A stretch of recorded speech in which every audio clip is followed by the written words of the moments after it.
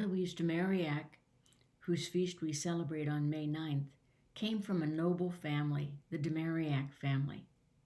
Her father loved her very much, but she never knew who her mother was, and so as a child, she never had the joy of a family life.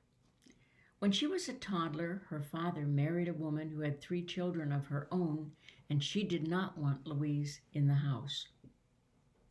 And while wealthy families often sent their children to convent schools to be educated, Louise was sent to a convent school because she was not wanted at home. And so she went to Poissy, a Dominican convent where her aunt, Louise, was a nun there. She had a classical education. She learned Latin, Greek, literature. She read the spiritual writers of the day. She learned philosophy, theology, scripture, and painting. We have several of her paintings in our mother house in Paris. Later, she wanted to go to a cloistered community and she wanted to enter the Capuchins. She was denied entrance because of her fragile health, but was told God had other plans for her.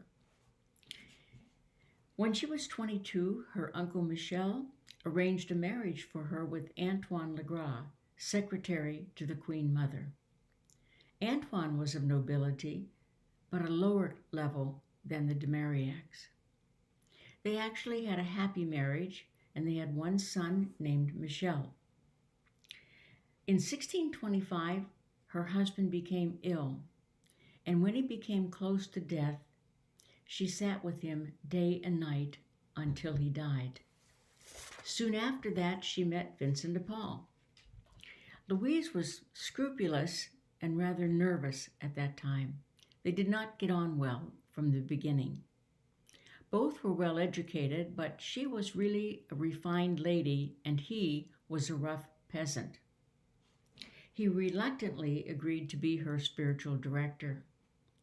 Eventually, Vincent was able to bring her to see her own natural talents, especially in organization, and he began to engage her in his own works of charity.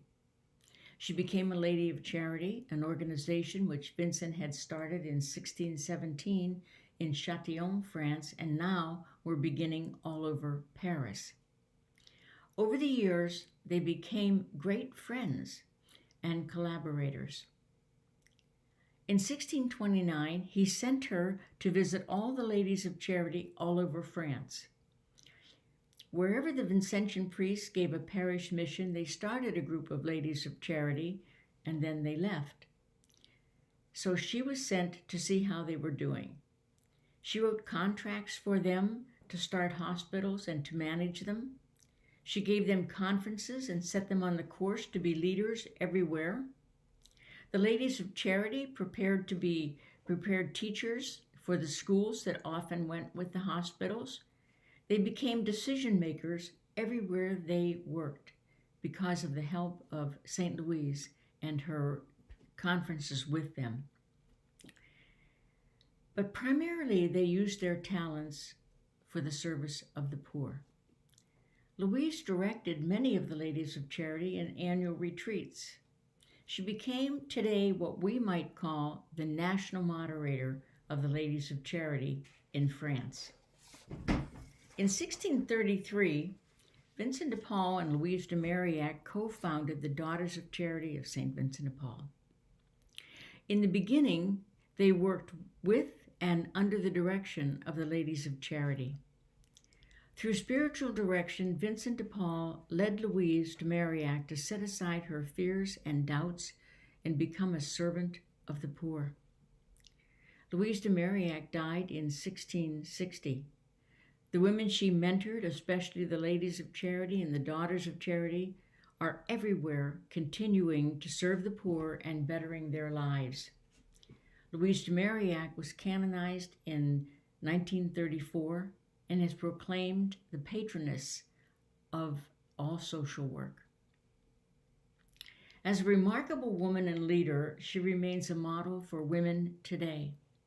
As we celebrate her feast on May 9th, let's ask for her guidance as we follow in her footsteps, helping others.